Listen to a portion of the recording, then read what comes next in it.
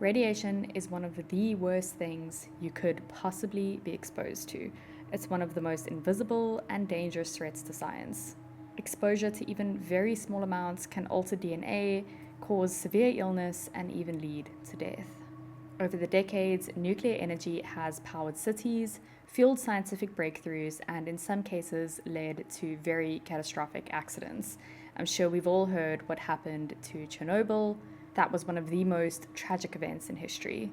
But there is another case, which is far lesser known, but just as horrifying. In 1999, at a small nuclear plant in Japan, a tragic mistake exposed 3 workers to levels of radiation previously thought to be completely unsurvivable. What followed was one of the most extreme medical cases in recorded history. One man, Hisashi Auchi, would become the focus of an absolutely insane amount of effort to keep a human being alive after a lethal radiation exposure. But at what cost? This is the story of Hisashi Auchi, the man who suffered the highest dose of radiation ever recorded. And if you're new here, hi, my name is Sian, and I'm interested in anything creepy, morbid, or disturbing, so if you're into that, then stick around, you won't be disappointed. So it all began like any other ordinary morning at the Tokamura nuclear facility, a plant operated by the Japan Nuclear Fuel Conversion Company, also known as JCO. This specific facility specialized in producing fuel for nuclear reactors, and while the work was highly technical, it had become quite a routine for the employees. They all pretty much knew exactly what their job was. But beneath the surface, serious safety violations had been taking place at this facility for years. The plant's procedures were obviously supposed to follow very strict nuclear safety protocols. As we all know, radiation can be deadly. But in an effort to cut costs and increase efficiency, as us humans love to do, corners had been cut. Workers had unfortunately been performing tasks manually, tasks that should have never been done by hand. So on the 30th of September 1999, 3 employees, namely Hisashi Auchi, Masato Shinohara, and their supervisor Yutaka Yokokawa, were tasked with preparing nuclear fuel for a fast-track project. The fuel was simply a uranium solution, which was supposed to be very carefully measured and handled in a closed system in case of any accidents. But instead of using proper automated equipment, like I said earlier, this company was trying to cut costs and improve efficiency. So these people had actually been manually tasked with pouring the uranium into a large stainless steel precipitation tank. This had been quite a common practice at the plant, despite violating a lot of nuclear safety standards. These people were not really allowed to do this. The workers had, however, done this process many times without any accidents or incidents. But unfortunately, on this particular day, the uranium solution reached a critical level. At exactly 10:35 a.m., a very intense blue flash erupted from the tank. This was known as Cherenkov radiation, which is a telltale sign that a nuclear chain reaction had begun. The reaction was instantaneous, unleashing an uncontrolled burst of neutron radiation throughout the entire room that these workers were in. For a brief moment, I'm pretty sure everything was frozen in time. The 3 men had absolutely no idea what had just happened, but their bodies felt this intense heat wave. They had unknowingly triggered a nuclear fission reaction, one that would expose them to a catastrophic amount of radiation. Yutaka Yokokawa, who had been sitting at a desk a few meters away, received the least exposure, around 3 sieverts. The other individual, Masato Shinohara, who had been standing a little bit closer to the tank, was hit with approximately 10 sieverts. But Hisashi Auchi, the whole reason we're doing this video, who was the person closest and right next to the reaction, took the complete force of the blast. His body absorbed an estimated 17 sieverts of radiation, which is pretty much twice the lethal dose. To put this whole thing in perspective, being exposed to just 5 sieverts is considered almost certainly fatal if you're not treated properly and immediately. At 10 sieverts, survival is pretty much impossible. And Hisashi Auchi had received nearly double that amount. So within seconds, of course, the radiation had begun absolutely tearing through his body at a molecular level. His chromosomes were shattered, his DNA was just completely destroyed, and the very structure of his cells was disintegrating, But this man was still alive and conscious. At first, Archie was conscious and able to walk. He and his co-workers stumbled out of the room that they were in, pretty confused, but still pretty much functioning. They then reported to the plant's medical station to be checked for their radiation levels. The Geiger counters immediately spiked to their maximum readings as soon as they came close to these men. And then plant supervisors realized the gravity of the situation and called for immediate medical assistance. Within minutes, the emergency teams arrived, dressed in full protective gear, not wanting to expose themselves to these men that were basically made of radiation at this point. At this stage, Hisashi Archie's symptoms escalated at an alarming speed. Within minutes, he began vomiting violently, one of the first telltale signs of acute radiation syndrome. His skin turned very red. I don't know if you have watched Chernobyl, the miniseries. If you haven't watched it, it's great. But one of the things I remember was when that explosion happened in the nuclear reactor, the people that were looking over the balcony, basically looking at the radiation, their skin turned red almost instantly, and that is one of the biggest signs that you have severe radiation burns. He also told everyone that his body felt as if it was burning from the inside out, probably because it was. His co-workers Shinohara and Yokokawa were also now displaying symptoms, but none as severe as Archie's. He was rushed straight to the University of Tokyo hospital, where doctors quickly realized that they were now dealing with one of the worst cases of radiation exposure in medical history. What followed would become pretty much an experiment in human survival and how much the body can handle. Like I said before, no human had ever been exposed to this much radiation and actually survived long enough to tell the story. So doctors were pretty confused and they didn't really know where to start. Hisashi Archie was literally about to enter 83 days of unimaginable pain. He was living an absolute nightmare. So let's dig into the nightmare. When Hisashi Archie reached the hospital, he was still conscious and still able to speak, although he was pretty confused and not really wanting to speak, but he was still breathing, which is the most important part. So radiation injuries are unlike conventional burns or wounds that you would get. The damage actually begins at a microscopic level. So like I said earlier, it breaks apart your DNA strands, it disrupts your cellular function, and it renders the body pretty much completely incapable of repairing itself. Radiation this severe completely destroys the immune system, dissolves your internal organs, and causes a very slow and very agonizing death. Doctors quickly performed blood tests and the results were staggering. Archie's white blood cell count was almost zero. Without white blood cells, your body has no defense against infection. A simple bacterium could become completely fatal.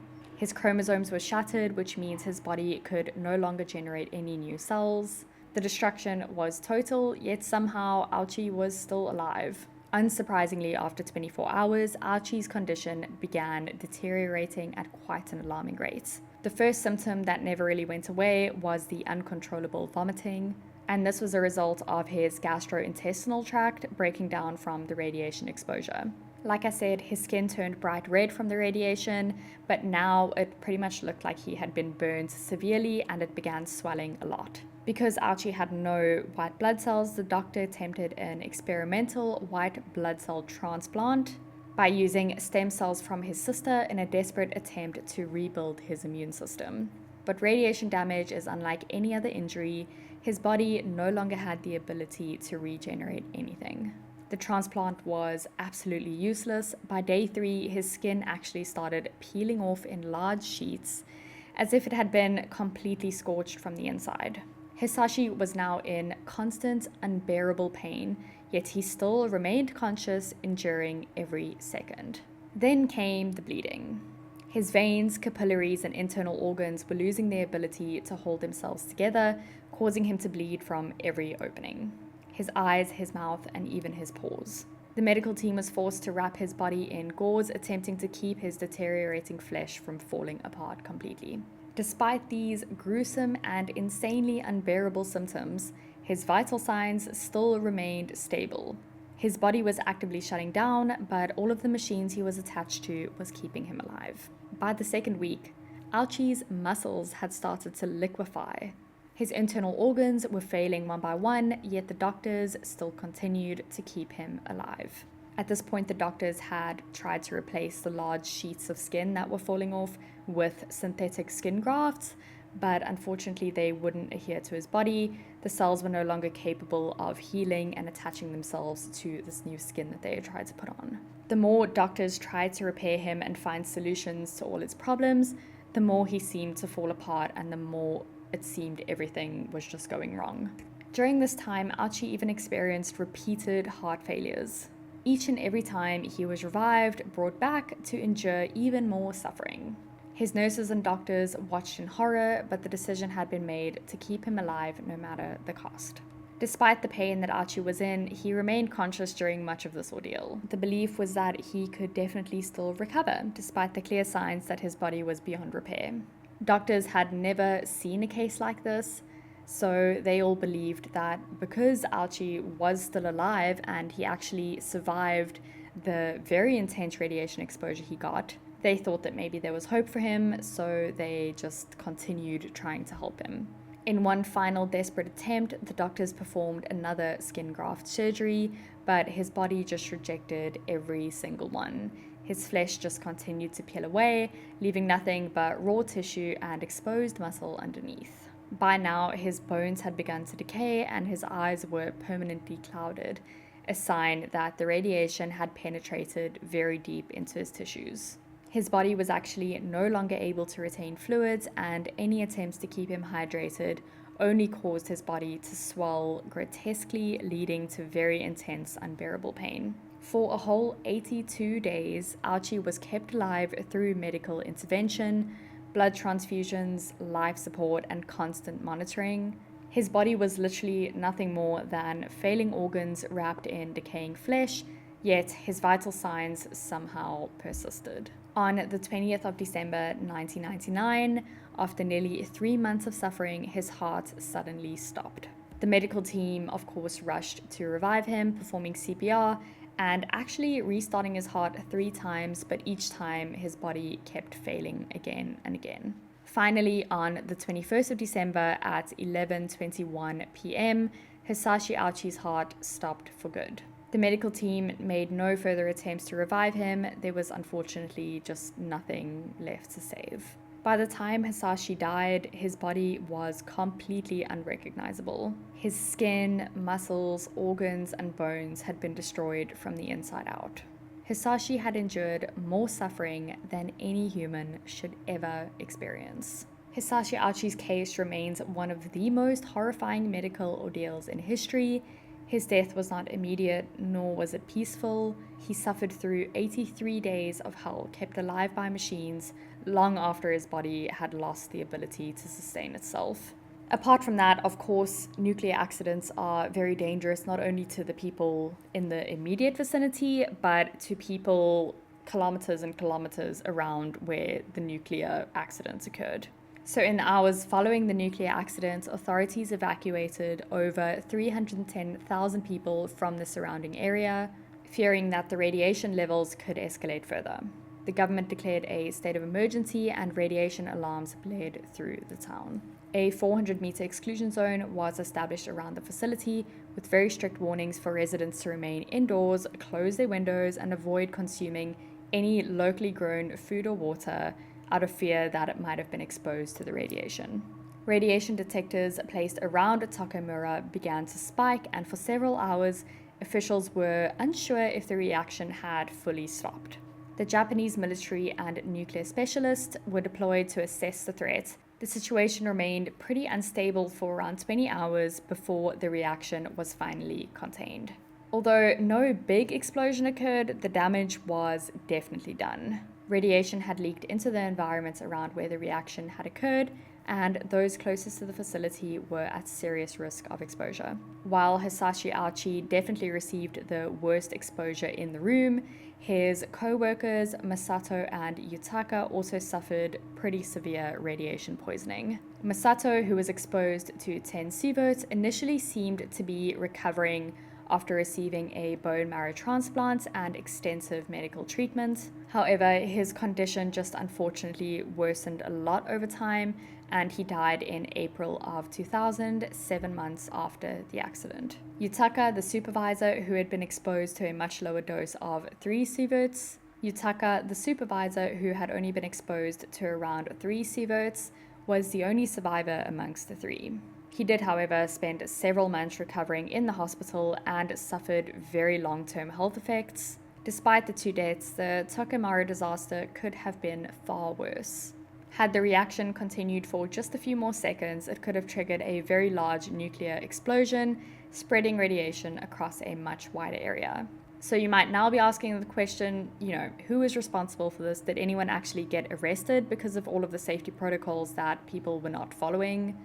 And the answer is yes. So following the accident, an extensive government investigation was launched to determine how a facility could allow such a dangerous event to occur and why this was all happening manually. What they uncovered was a shocking series of negligence, cost-cutting measures, and outright violations of nuclear safety protocols. These include the fact that workers were never properly trained to handle uranium solutions, and I think this is why this accident and incident occurred. Secondly, the facility had been manually mixing uranium, which is a practice that should never have been allowed. It's very dangerous. 3, the proper safety procedures were ignored in favor of efficiency. And 4, the company had violated multiple safety laws regarding how much uranium could be used at one time. So as a result, 6 officials from Japan Nuclear Fuel Conversion Company were arrested and charged with professional negligence resulting in death. In 2003, the company's president and senior executives pleaded guilty and were sentenced to suspended prison sentences. JCO was ordered to pay millions in damages, but the punishments were considered pretty light given the scale of the disaster. The facility was actually permanently shut down, and the Japanese government introduced very strict nuclear safety laws to prevent similar incidents happening in the future. The Tokomaru accident remains one of the most horrifying cases of radiation exposure in history, second only to Chernobyl and Fukushima. The case of Hisashi Aochi in particular has become a really dark symbol of nuclear negligence and medical overreach. His suffering exceeded anything seen before, and to this day, his case is studied in medical and scientific communities as an extreme example of acute radiation syndrome. This incident also deeply impacted Japan's nuclear industry. It fueled a lot of public fear about nuclear energy, and people were questioning whether this is the best way to produce energy and whether nuclear plants could ever truly be safe. To me, it's actually really strange how people were cutting corners in a nuclear power plant. Everyone knows how dangerous nuclear energy can be, but humans are just too greedy. They always want to cut costs, and they always want to make everything as efficient as possible, no matter the cost, even if the cost is 2 human lives. Hisashi's agonizing 83-day ordeal remains one of the most disturbing cases of medical intervention, and I'm hoping that in future, if anyone gets exposed to that amount of radiation again and manages to survive it, that the doctors will just end their suffering. Hisashi did not deserve to go through what he went through, and I just cannot imagine how much pain he was in. But there you have it. That is one of the worst cases of someone being exposed to radiation and actually living long enough to tell the story. If you're into this kind of content and cases like these, then please don't forget to like this video and subscribe to my channel. I post videos weekly, and like I said, anything creepy, morbid, or disturbing, I am there. I hope that you have an amazing week, and I will see you next week. Bye!